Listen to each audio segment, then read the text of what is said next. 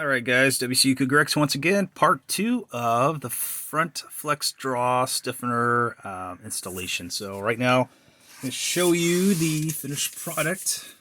So here I am, I'm at the front of the vehicle, staring down toward the back of the vehicle.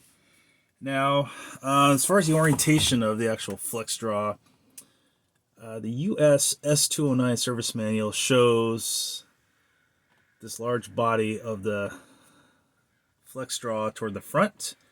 The JDM manual shows it toward the back.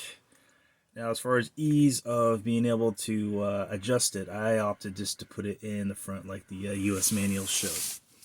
So when you go to install this, these two mounting bolts are at 60 Newton meters. The torquing specs on the actual flex draw for the bolts here are 20 Newton meters. Okay, then we get back here to that big old mounting, if you can see that big mounting bolt, that's 100 Newton meters. The one that's next to it on the bracket is 33 Newton meters.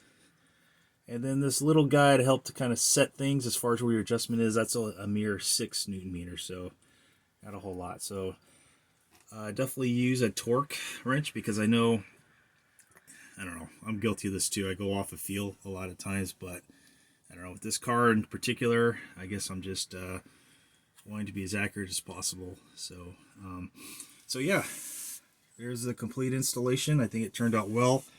I don't have time to take my car out right now, but I'll do a follow-up video as far as any noticeable differences. I sure hope so. But I think it turned out great.